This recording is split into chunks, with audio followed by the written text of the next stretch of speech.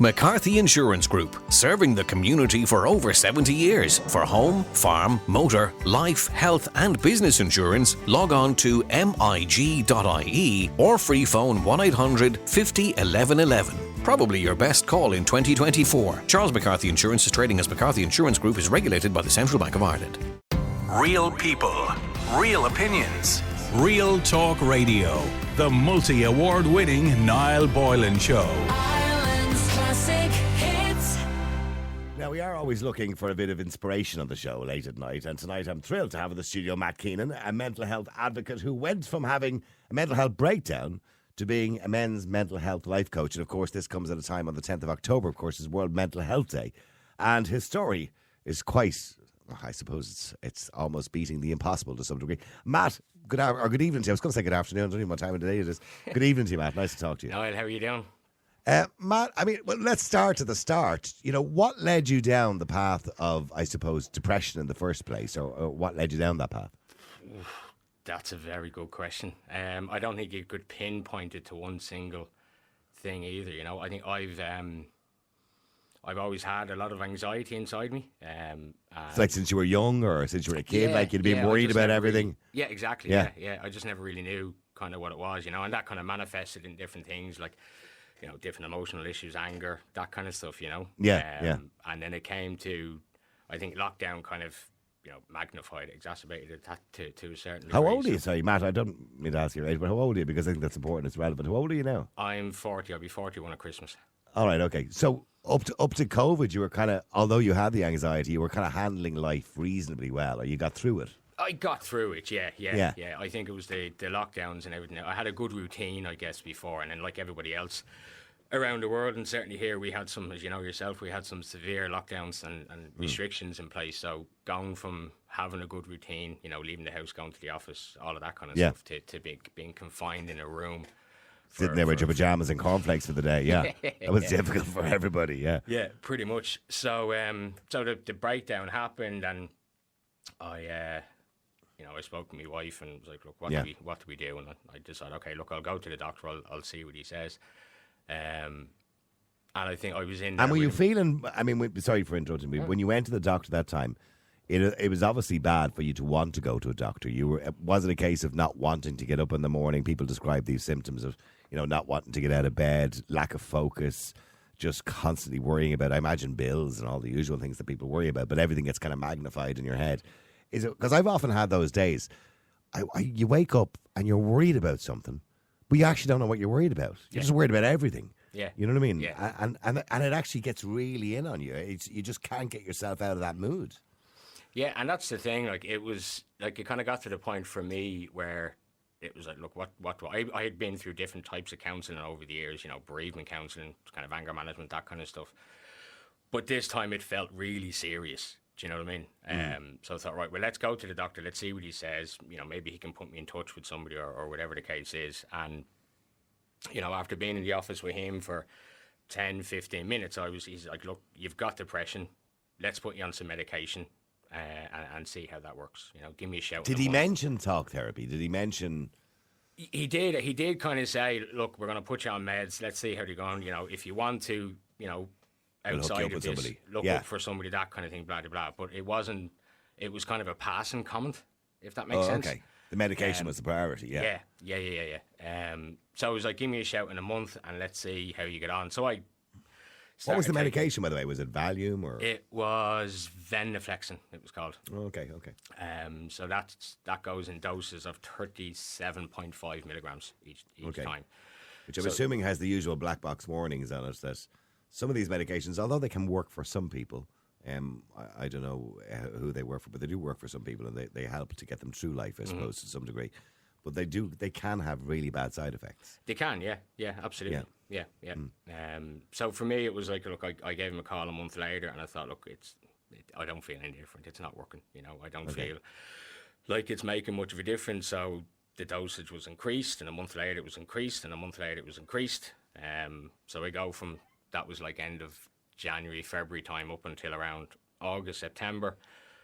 And I was up on 265 milligrams a day. Wow! Yeah. At that point, and like by that point, then Niall, I was a zombie Is the only way of putting it. So you were zonked out of your head basically all day. Yeah, I didn't feel anything. Is the only way of putting it. I was just an empty shell. Is the only way, I'm quite a tactile person, so even with the wife and kids, I wasn't as tactile as I normally would be. That's what I was going to say. It would have a huge effect on your relationship as well, and your relationship with your children too. Yeah, absolutely. Yeah. And I'm getting angrier and angrier and angrier because. And it's how was not that working affecting your work? Were you working from home at the time, or were you doing remote work, or what were you doing? Working remotely still. Yeah. And that's the other thing. There was one of the side effects to it is almost like a brain fog. So you're forgetting things and you're misplacing so it affected stuff your performance. Yeah, exactly. Yeah. So, so that kind of, like, it was just getting worse and worse and worse for me because I'm being treated for depression when I'm a ball of anxiety. Do you know what I mean? So it wasn't working, and things were just getting worse and worse and worse until it, from a male's perspective, I didn't know what else to do and wasn't able to talk about it. Didn't know, what else I could do about it, and the only option for me at the time felt like, well, I need to check out of here. I'm done with feeling. It's so like sad this. that you'd feel like that. Yeah. I'm glad you didn't, by the way. I'm glad you're here tonight talking. Thank you very much. So, did you try? I had it planned. Yeah. I knew exactly what it was going to do, and it was interesting. I was listening to the show on the way in, and you were talking about the cost of living crisis and the budget and everything next week, and it kind of reminded me back in the recession times, and this kind of brings me to my plans, as it were, my method, I guess.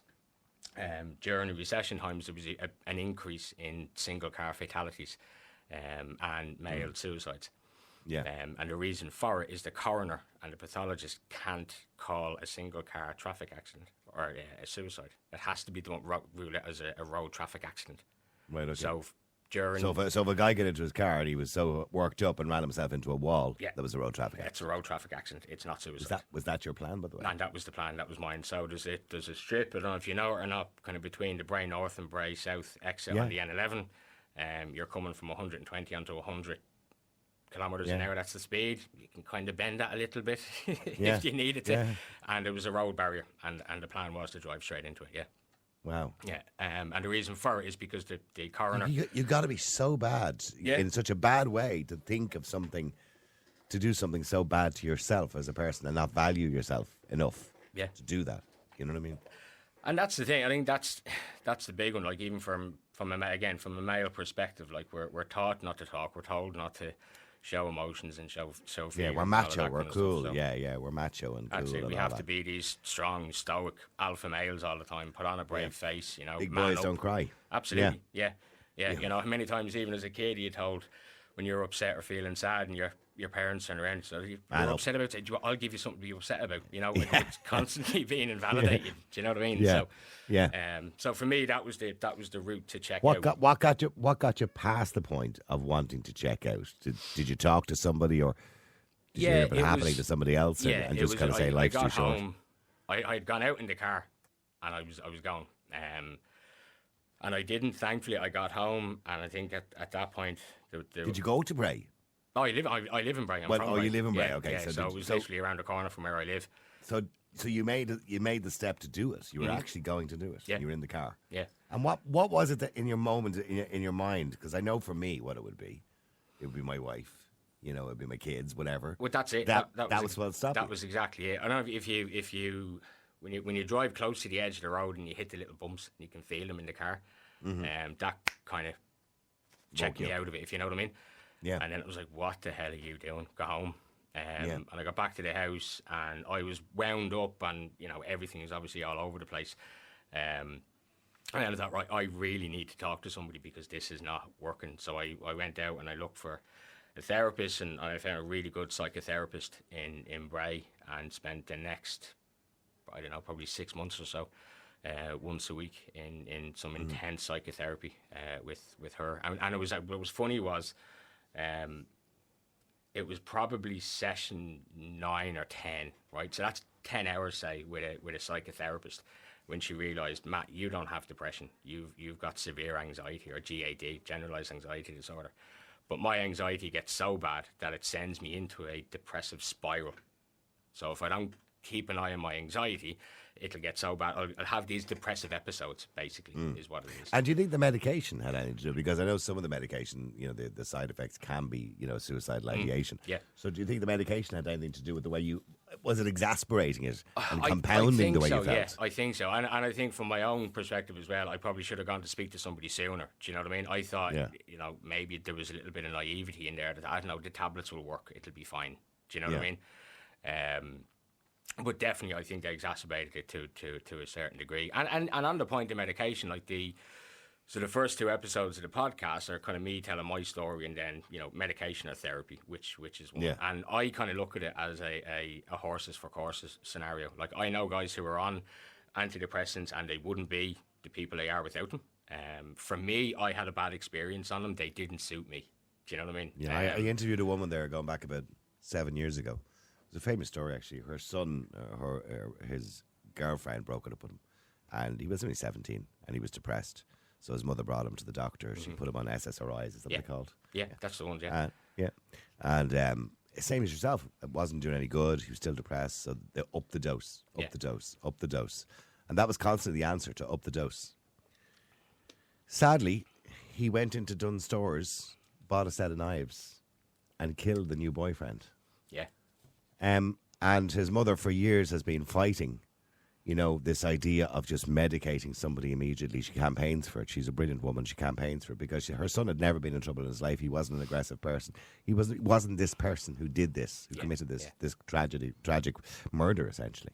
But sadly, he died himself as well. But and since I know who you're talking about, I had his brother on the podcast. Oh, okay. Yeah. So I hope I'm getting the story accurate. I'm trying to remember it from 5 years ago. Yeah, pretty much, yeah.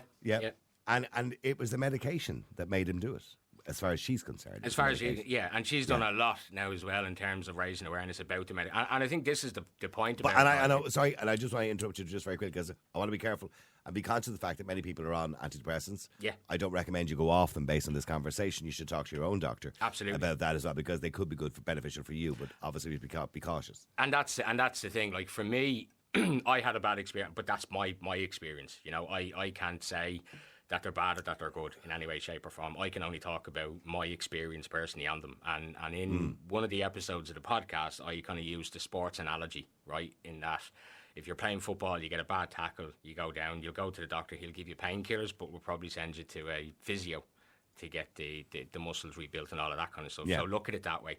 The antidepressants, the medication the doctor gives you is to kind of, in the interim, help with the pain, but the real work is going to be done with the therapist. That's my view on it. That's my opinion. They work for some people. They don't work for other people. We've heard stories, that will back up both of those arguments. Yeah. It's a personal choice for you, and it only you will know if they're going to work for you or not. That's the way. But speak to a therapist, speak to your doctor. And even coming off my meds, so it took me... I was going to say, let's get back to your story. So you came home, you decided you need to talk to somebody, you went to a therapist. Yeah. And from that point then, did it start looking up then, yeah? Yeah, so once I realised that it wasn't depression, that it was anxiety, I thought, right, look, I need to come off these meds because they're not helping me in any way, shape or form. So like that, I spoke to the doctor, I told him what I was doing, and he's like, okay, well, let's start reducing it, because you can't just stop taking them either, right? The withdrawals from those meds can be, again, horses for courses. You're going to wean yourself off these things, yeah. You have to wean yourself off them. And it can be severe for some, they can be okay for others. Again, for me, I found as I was coming down that I was shaking, I was rattling, I was getting these tingles, that kind of stuff. Sleep pattern was all over the place for a good while there then as well. But then, look, coming out of it and having the meds out in my system, I guess thinking clearly again with the counselling and all of that kind of stuff, I'd gone back into the office a couple of days a week, and I was in the office one day and I thought, I can't do this anymore. I can't do the corporate world, I can't do this. I can't have gone through all of that and not do something about it, I guess. And that's kind of where the idea then of the podcast came from. And reaching out to people online and different forums, different groups on Facebook to try and get an understanding as to, how widespread is that men don't talk, men shouldn't talk problem, And so off the back of all of that, it's just been, the last couple of years have been and the podcast is flying, I believe. It's doing really well. Podcast is doing really well now, really well. I have to Are you say. making a living from it? Not just yet, no, unfortunately. No, it's a big world out there, podcasts, and it's kind of hard to make a living. Yeah. And look, for me, it's the the podcast is kind of a passion more than anything else. Absolutely, yeah. And the stories I've shared and the guys I've spoken to. One of the first guests I have, Justin Truesdale, is in Arizona. He's become a really good friend of mine since starting all of this, and we've actually written a book together, which we released on Amazon a few weeks ago. What's the name of the book, by the way? Problems and Solutions. Problems and Solutions. Yeah, so we basically take a spin on the whole men don't talk kind of stuff, Yeah, and looking at it from that perspective, like, and how what we're told as kids, man up, don't do that, all of this kind of stuff, and then there's a couple of, as bit of advice in there and how to talk about mental health and what we should be doing to talk about mental health, And we should be able to talk about it without people giving out, because I always feel that, sometimes people have or get a bit antsy when I'm talking about it, because I always say there's a difference in feeling sad and being depressed. Yes. Look, your girlfriend breaks it off with you, your marriage breaks down, or you lose your job, or somebody dies. These things can make you feel sad. Mm-hmm. And they can make you feel sad for quite a long time. Yeah. But there's a massive difference in that and actually being depressed. Absolutely. And because I know people who are in the happiest lives. When I say the happiest lives, they're wealthy, they've got a nice house, they've got a beautiful wife, they've got lovely, adorable children. You would imagine just no problems in the world, but they're manically depressed. Yeah. And you feel there's no reason for that. You'll say to yourself, oh, well, I'm living in a 2-bed, I've bills coming in the door, and I have no money. I have a reason to be depressed, but you don't. Yeah. It's amazing that depression affects people who you don't imagine it affects. And that's one of them, I think, that the most interesting thing I found about doing the podcast and speaking to and even the clients that I work with now as a coach and stuff. I've one guy, like I said, with Justin, he had his problems with the abuse and stuff as a child. I had another guy who was abused by his step-granddad. There was one guy who was, again, depressed and had made plans to take his life because he was working away from home so much. He was out of the family home for 2 or 3 weeks at a time because he was on his own. He was drinking in the evening times on his own. I had a young guy on who had a back injury and he couldn't play football anymore. He was in uni at 19, 20 years of age. Should have been living his best life. But the back injury would keep him in bed for 3 and 4 days at a time and that kind of stuff. So it could be anything. Anything can send you into that spiral. The biggest problem is that, we're told not to talk about it. We're told as kids, don't show emotions, don't do this, don't do that, don't talk, man up. All of this kind of stuff. See, women are better at dealing with these things because they have a circle of friends. And women socially are better than men because they trust their circle of friends. Yeah. As soon as a woman feels like that, she'll ring up her mate and they'll talk about it. And she'll ring her other mate and she'll ring her back and all this. Whereas lads, there's very few lads will turn around to their mate and say, are you feeling okay? Do you want to talk? Yeah. It's not something that we do. We should. But it's not something that we do. We do, and it's interesting. Like, again, I had a psychologist on from America, and we were having this exact conversation. Why men don't talk and how we don't, and all the rest of it. And the way I kind of put it to him was, there's actually two sides to that. So if we've been told for years, don't talk, don't do it, blah blah blah blah, when one of your friends, one of your male friends, is in that situation where he needs to talk. If we've grown up in a society where we don't talk and it's not the norm for men to talk about this stuff, and one of your friends does actually come to have that conversation with you, how are we actually supposed to listen to it and how are we meant to respond to that? Because we're not used to it. Because we're not used to it, exactly. Yeah. So you could end up saying the wrong thing, or you could end up validating the fact that he shouldn't have been talking in the first place. Yeah. So yeah, it's quite an interesting one, to be fair. But it is, like I said, from the coach and from the podcast, it's literally to get guys to start talking about their mental health, because, as you quite rightly said, women do it better, and they absolutely do. Men don't talk, yet we make up 78% of the global suicide rate. Yeah. So there's definitely a correlation there for sure. And is that changing, do you think? Not that I want more women to take their lives, by the way, but is that changing? Are we starting to see an equilibrium in that? In the fact that less men are feeling like that. Not that more women are feeling like that, obviously, but less men are feeling like that. No, I don't think so, to be honest. I think, like, when you look at the stats, I recently did the assist suicide intervention training there only a couple of weeks ago. And actually, if you look at the stats, women actually attempt suicide more than men. Men just tend to be a lot more violent with it, so if they do it more, if that makes sense. They die from it more. Women are, 3 times more likely to talk about mental health. Men are 5 times more likely to, women are 5 times more likely to talk about mental health. Men are 3 times more likely to attempt and die by suicide. So it is those social expectations that are placed upon men that we shouldn't talk. We don't know how to. So when it gets to that point, when you're in that dark time, and you've been told for years not to talk about something, what choice do a lot of these men have? Yeah, no, I understand that, and I suppose going forward, do we need to change how we deal with people when they present themselves at a GP? With depression or feel depressed or they don't actually know what's wrong with them. Do we need to change how we deal with that? See, that's an interesting one. In my experience, I would say right. But I had a conversation with my daughter about this, and she was kind of talking about the antidepressants and the tablets and stuff, and how they can be, almost like a triage to a certain degree, right? They can help in the interim while you go and seek out talk therapy or psychotherapist or whatever the case is.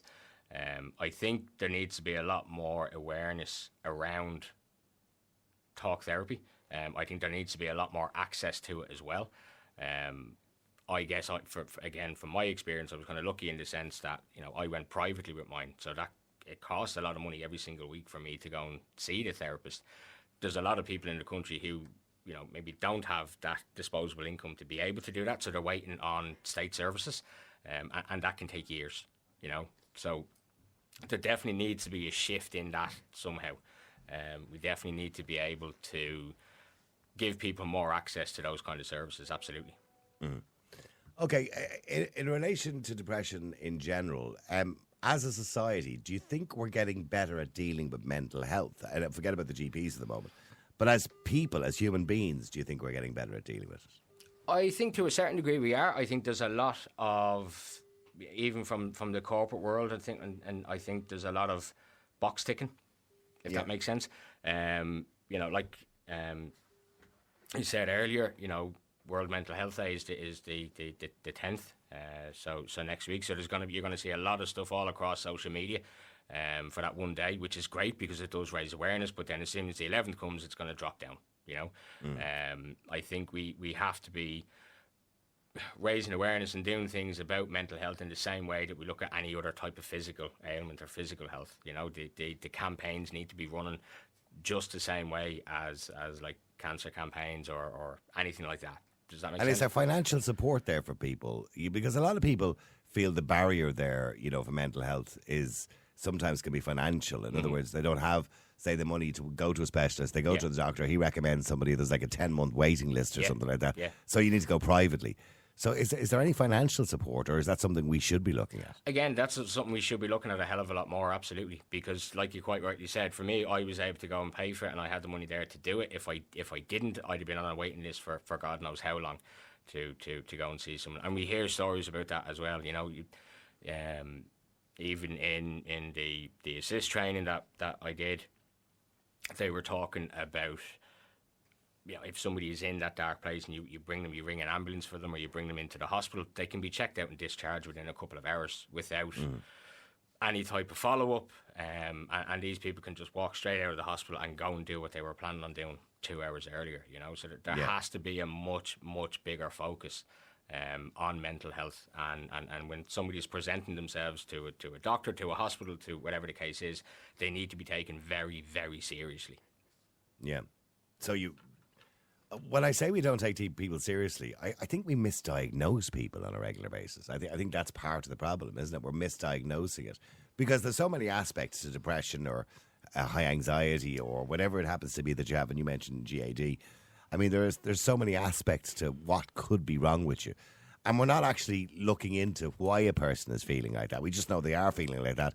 Let's give them medication. Yeah. In other words, we don't ask them about the background. Is it your work? Is it the bills? Is it financial? Is it, you know what I mean? What is the reason, and how can you fix that problem to make life better, to make you feel better? Because in most cases, there is a root cause, isn't there? Absolutely. I mean, in your case, it was COVID. It was the lockdowns. It was the isolation. It was that feeling of, I suppose, being in the house and not being able to escape. It was that kind of feeling, wasn't it? Well, yeah. I mean, I think I don't think lockdown wasn't the cause of it. It certainly exacerbated it. Yeah. I was able to keep a handle on it, I think, to a certain degree prior to it. I think the lockdowns and everything didn't make it any easier. But like you say, absolutely, like when I presented myself to the doctor with a group of symptoms, right, between depression and anxiety, there's a lot of symptoms that overlap with each other. Yeah. So I could describe 5 symptoms, and it could be one or the other, and I think that's the issue with it. It's like when you look at my experience. 15 minutes with the doctor, and he said, right, it's depression, there's the SSRIs. With the therapist, it was 9-10 sessions in, so that's like 9 or 10 hours with a therapist who has a master's in psychotherapy. It took her 10 hours to realise that it's not depression, it's anxiety, and what type of anxiety it was. And then how to look at the triggers, how to look at the stressors, how to work on different things to try and keep that at bay.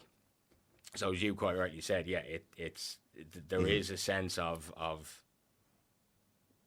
not over prescribing, but over diagnosing or diagnosing. Well, do you think? But do you think doctors need to be re-educated? Because we only talked going back a while ago, and I know it's a completely different subject, but it was female menopause, right? And the idea that, and we spoke to specialists in relation to this, said, look, women go to doctors, their GP, inverted commas, and they present with symptoms. And the doctor is not really qualified in the field of menopause and will write the symptoms off as something else. Mm-hmm. Maybe you just need more sleep or whatever it is or something like that.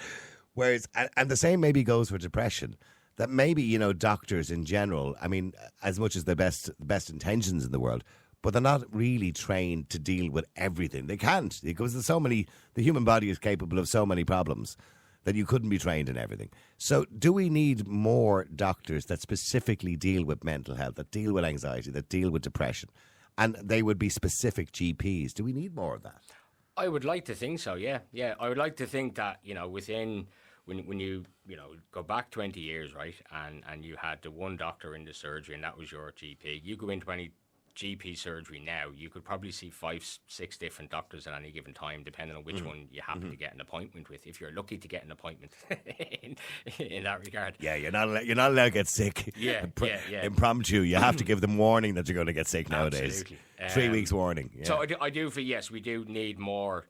I get mental health experts, if that's the right way of putting it. Not necessarily doctors, but people who are trained in understanding the mental health issues, the disorders, what the symptoms are, how the person is displaying themselves, the stuff that they're talking about, and then putting them down the right track, putting them on maybe a list to go and see a counsellor. I think we need to see a huge uprise in people taking psychotherapy and counselling classes and courses and degrees and that kind of stuff. We need a lot more of them out there, because so we need to encourage people into those things, into those professions. Absolutely, yeah, 100%. Because there isn't enough at the moment.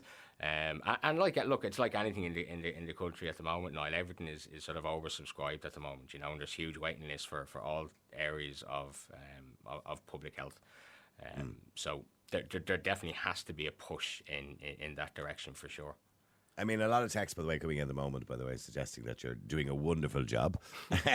You obviously, you now have kind of turned a corner and you're helping other people too. So you're doing exactly what you're preaching when your lads are talking. So you're helping other people.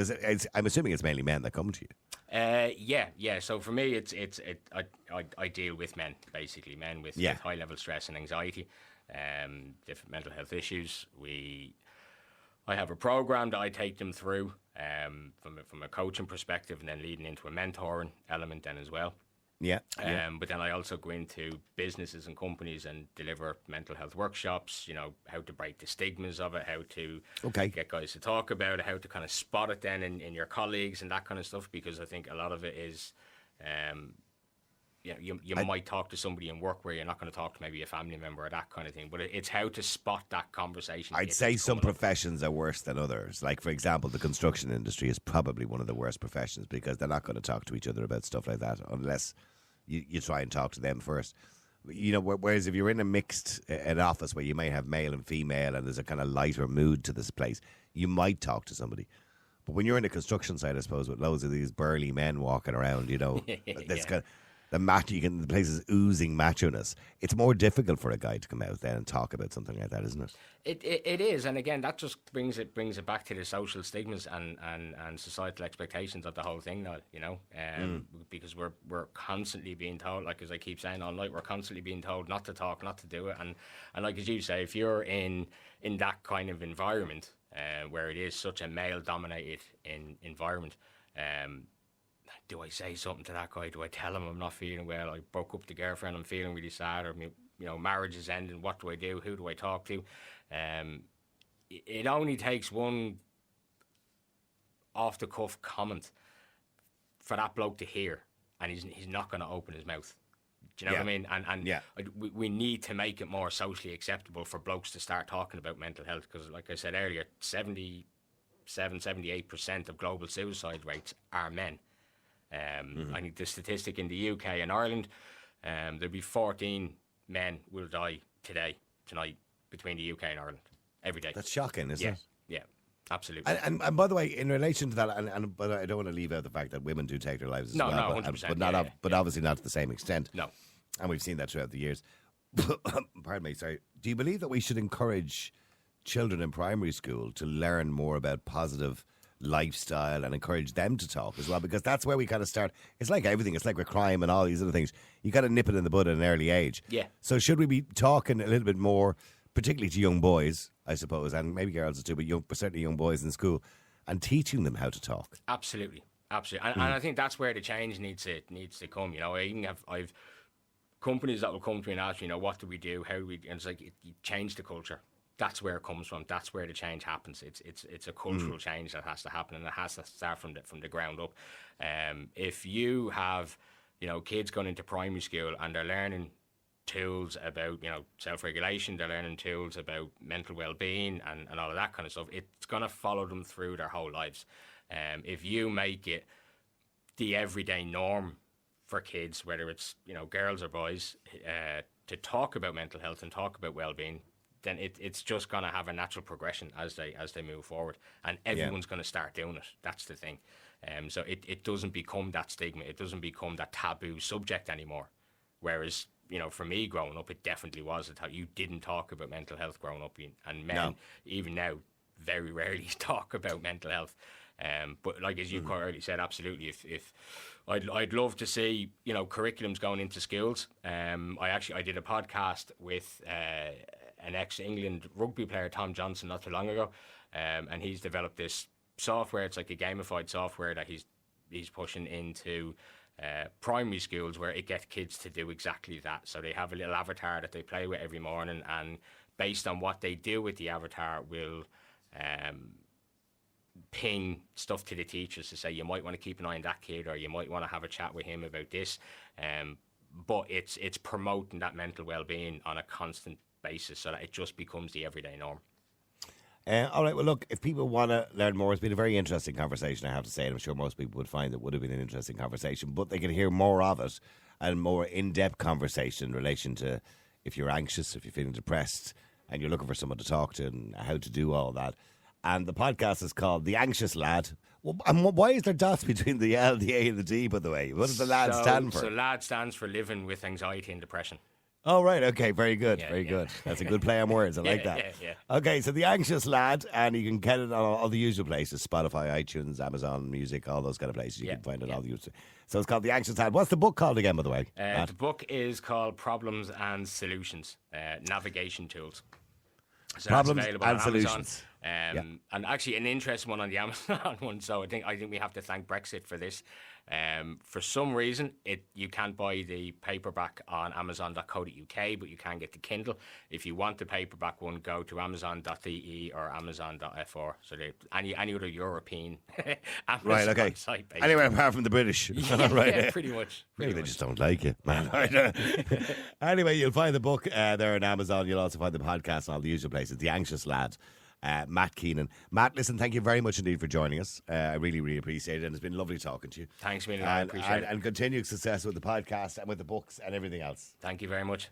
Real people, real opinions, Real Talk Radio. The multi-award winning Niall Boylan Show.